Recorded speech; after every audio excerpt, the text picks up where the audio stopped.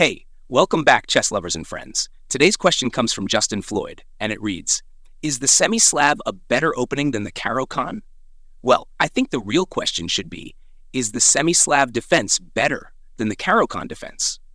Before I give you the answer, if you'd like to ask your own questions, head over to our partner's Patreon page by clicking the link on our YouTube homepage.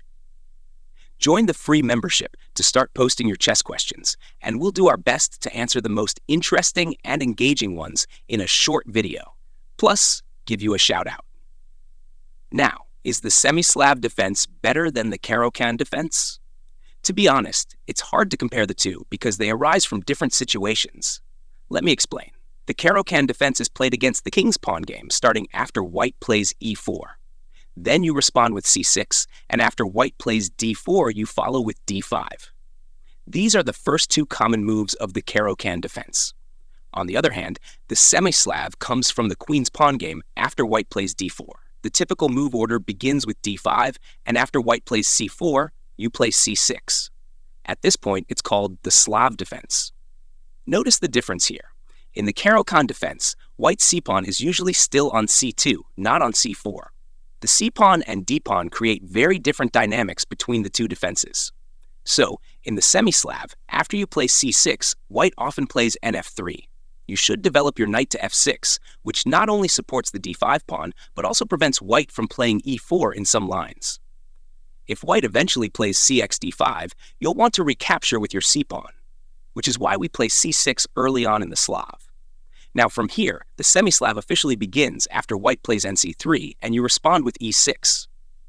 Notice that in the Semi-Slav, white's pawn is still on e2, not e4, which is another key difference from the Caro-Kann defense.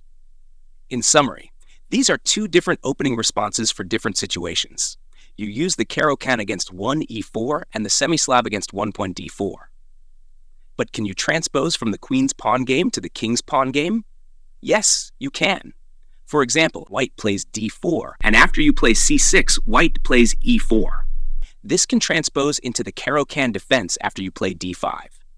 White has several options from here. They can take on d5, leading to the exchange variation, or play e5, the advanced variation. White could also play f3, the fantasy variation. The most common response is e5, after which you're expected to play bf5, making sure your light-squared bishop is outside the pawn chain, as you'll eventually play e6. After something like nf3, you can go e6, and if white plays bd3, you should exchange bishops. This opens up the possibility of placing your knight on f5.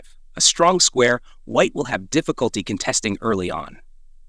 From here, you can develop your dark-squared bishop to e7, castle short, and later consider playing c5 after preparing it with moves like nd7 and qb6, while placing your rook on c8.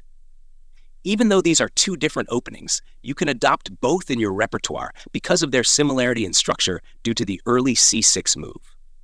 If you're playing against one e4, consider using the Caro-Kann defense.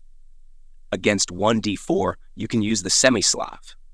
If you want to learn more about the Caro-Kann and Semi-Slav, check the comments section for links to in-depth studies. To ask your questions, simply head over to our partner's Patreon page by clicking the link on our YouTube homepage. Join the free membership to start posting your chess questions, and we'll do our best to answer the most interesting and engaging ones in a short video, plus give you a shout-out. For those who want priority responses and more frequent shout-outs, you can also subscribe to our partner's Patreon page with a paid membership. Here's how to ask your first question. After clicking the link on our YouTube homepage and setting up your free membership account on our partner's Patreon page, go to the Community tab. Agree to the chat guidelines, then navigate to the Ask ChessGPT chat. Type your chess question, like this one. How do I checkmate my opponent in the opening stage in 2 moves? In response, you might get something like this. To checkmate your opponent in 2 moves, assume you're playing black and your opponent opens with the Barnes opening by playing f3. After this weak opening move, you can push your pawn to e5. If they follow up with another poor move, like g4, you can checkmate by playing queen h4, winning the game in just 2 moves. And that's it. We look forward to hearing from you. Don't forget to subscribe to help us grow and continue improving our content.